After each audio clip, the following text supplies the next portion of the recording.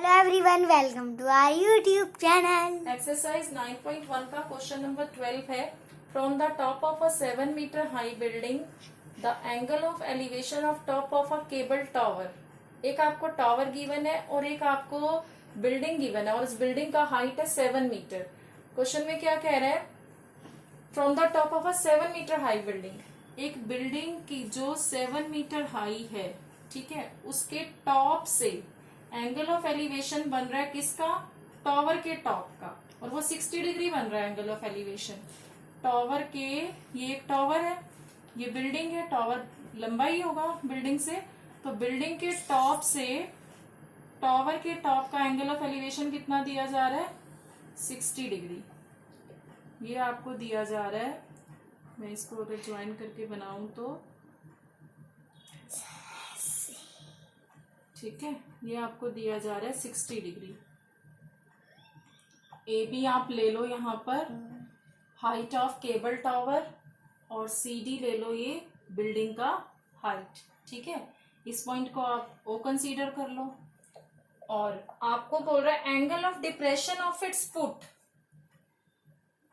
अब यहाँ पर comma from the top of a 7 metre high building, angle of elevation of top of a cable tower and angle of depression of its foot. इसी point से angle of depression किसका? Tower के foot का। Angle of depression कब बनेगा? जब observer का आई सी पर है और वो टावर के फुट को from the point C he observe the foot of the tower, और फुट ऑफ द टावर क्या है? B point. ये बेस, ये टावर का क्या है? फुट है। इसको जब ऑब्जर्व कर रहे हैं एंगल ऑफ डिप्रेशन, जब हम अपना किसी पॉइंट की तरफ देखने के लिए अपना सिर हम क्या करते हैं? झुकाते हैं। बिलो दी हॉरिजॉन्टल बनता है, ये हॉरिजॉन्टल है सीओ, बिलो दी हॉरिजॉन्टल बनता है वो एंगल ऑफ डिप्रेशन बनता है, ठीक है। अब हमें फाइंड क्या करना है? Determine the height of the tower. Tower का हाइट ए बी है, ये आपको फाइंड करना है। हम इसको ज्वाइन कर देते हैं ऐसे, ठीक है। अब सुनिए, ये 7 है, यहां से ऑब्जर्व करें तो सी ओ बी डी एक रेक्टेंगल बन रहा है। अगर ये 7 है तो ओ बी भी क्या हो जाएगा? इतना 7 मीटर हो जाएगा, ठीक है। और ए ओ मुझे मालूम नहीं है, ए बी मुझे फाइंड करना है, और सी डी जो है वो बिल्डिंग का हाइट है जो कि 7 मीटर गिवन है, height of building.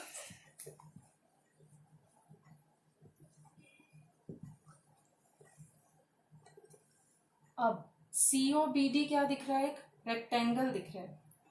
CO B D is a rectangle. Rectangle है तो सीओ पैरेलल हो गई बी डी के, पैरेलल हो गई तो O C B is equal to C B D 45 degree. Alternate angles बन रहे हैं, जेड बन रहा है ना इस तरीके से, ये वाले एंगल्स बन रहे हैं, तो ऑल्टरनेट एंगल्स हो गए, ठीक है। और सीओ बराबर भी ऑपोजिट साइड्स इक्वल होती हैं, सीओ बराबर होगा बीडी के। अब हम क्या करें? इसमें टावर का हाइट निकालने के लिए एओ को मैं लेट कर लेती हूं एच मीटर, ठीक है। इस एओ को मैंने ले लिया एच, इतना पोर्शन, ठीक।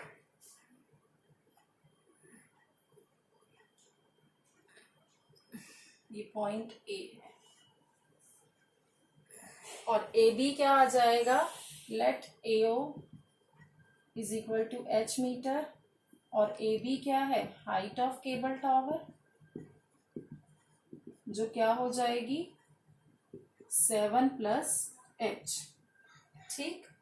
अब देखें, अगर मुझे केबल टावर का हाइट निकालना है तो मुझे एक तो ये गिवन है और ये एंगल गिवन है। एंगल के सामने वाला परपेंडिकुलर ले सकती हूं मैं, और एक चीज और ध्यान दें तो मैंने यहाँ लिखा ये दोनों एंगल इक्वल है, ये 45 है तो ये भी 45 होगा। क्वेश्चन को करते हैं। सबसे पहले मैं ले लेती हूँ ये वाला C D B, in triangle C D B angle, reference angle ले लेती हूँ CBD, ठीक है, ये तो 90 डिग्री बनेंगे और ये भी पूरा 90 बनेगा यहाँ पर। तो CBD एंगल, ये रेफरेंस एंगल है, इसके सामने वाला परपेंडिकुलर है, CD upon DB is equal to 1045। CD हो गया 7 और DB को लेट कर लें, अगर हम X लेट कर लो इसको, ये बराबर है, ठीक है, इसको मैं लेट कर लेती हूँ X। 1045 हो गया 1, 7 इज इक्वल टू X हो गया। अब एक ट्रायंगल हम ले लें, ये वाला AOC,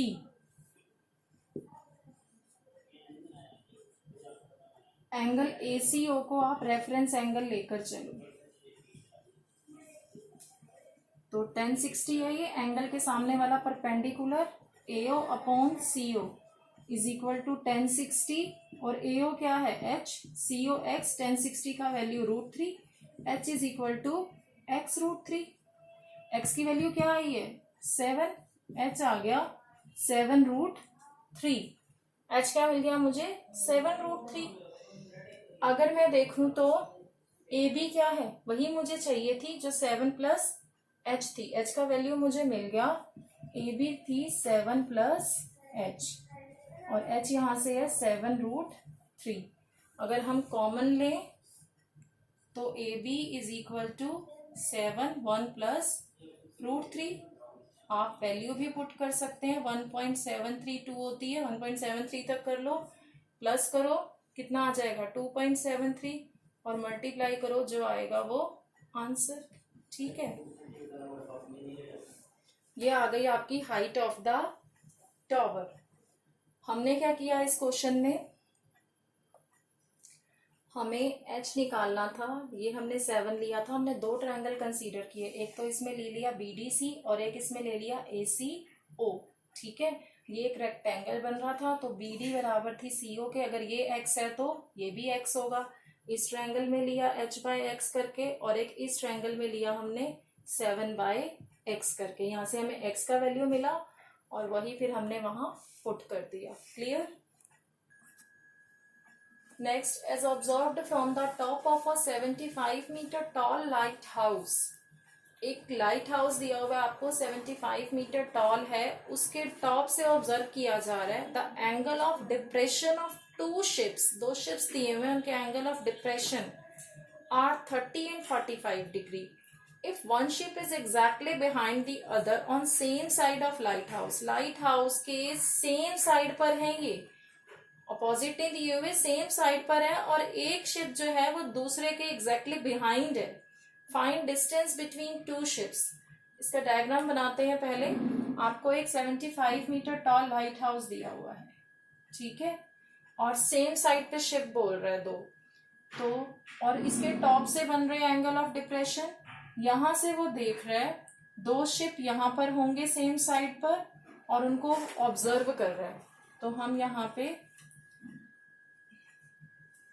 एक शिप ये ले लो पहले, ठीक है, और एक शिप ये ले लिया मैंने, ठीक है, इनको ऑब्जर्व कर रहा है और ये हो गया हॉरिजॉन्टल, एंगल ऑफ डिप्रेशन बोला है ना, तो ये बिलो दी हॉरिजॉन्टल बनते हैं।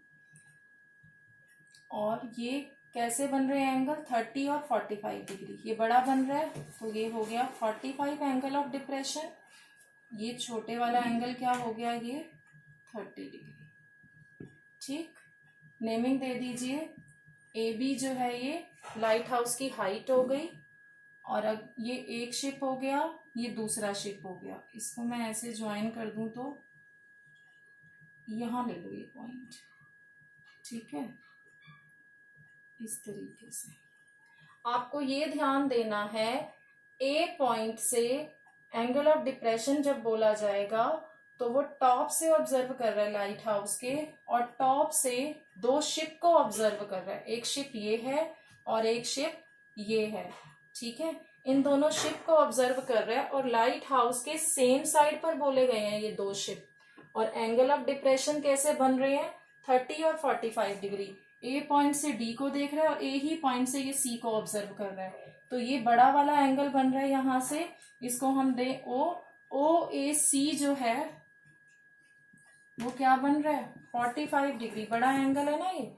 और ओ ए डी क्या बन रहा है देखें तो 30 डिग्री, ठीक है। और अगर हम ये क्या है ओ ए जो है वो बी डी के क्या है पैरेलल है, पैरेलल है तो ऑल्टरनेट एंगल्स बना करके देखिए। ओ ए डी किसके इक्वल होगा, ए डी बी के, जेड बन रहा है ये वाला 30 है तो ये भी कितना हो गया 30 डिग्री। और ये बड़े वाला ओ ए सी 45 है तो ओ ए सी किसके इक्वल है ए सी बी के, ये वाला कितना हो गया 45 डिग्री, ठीक है। ओ ए सी किसके इक्वल है ए सी बी के, और ओ ए डी किसके इक्वल है ए डी बी के। ये हैं क्या ऑल्टरनेट एंगल्स है, क्लियर।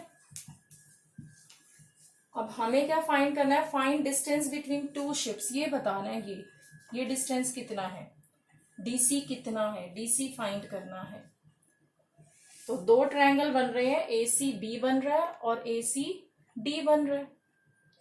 अब हम इसको ले लेते हैं एक्स सी बी को, और इसको क्या ले लो आप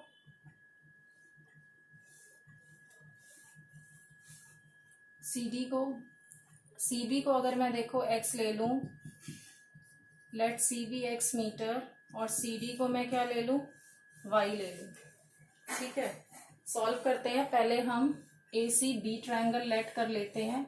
इन ट्रायंगल ए सी बी इस एंगल को रेफरेंस एंगल मानो, एंगल के सामने वाला perpendicular A B upon C B is equal to 1045। A B का जो वैल्यू है वो आपको 75 मीटर गिवन है, सी बी आपका एक्स हो गया ये 1, 75 इज इक्वल टू एक्स, ये भी कितनी आ गई 75 मीटर आ गया बी सी बी आपका। अब बड़े वाला ट्रायंगल ले लो, in triangle A D B, इसको रेफरेंस एंगल मानो ए डी बी को 30 डिग्री को, एंगल के सामने वाला perpendicular A B upon D B base, P by B perpendicular upon base 1030 का वैल्यू 1/√3, और ए बी क्या है 75, डी बी को क्या लिख सकते हो एक्स प्लस ये क्या है Y, X plus Y. X कितना आया 75, सॉल्व करो, एक्स आया 75, हमने यहाँ एक्स का वैल्यू पुट किया, यहाँ 1/√3, 75√3, 75 प्लस वाई, क्रॉस मल्टीप्लाई करने पर आप 75√3 माइनस 75, वाई उधर ले जाओ, 75√3 माइनस 1, ये आ गया डिस्टेंस बिटवीन टू शिप्स।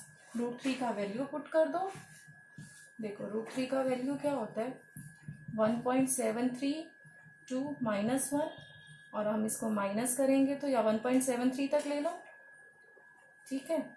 इसको जब माइनस करोगे तो आएगा 0.73, और मल्टीप्लाई करो तो आपको डिस्टेंस बिटवीन टू शिप्स मिल जाएगा, क्लियर।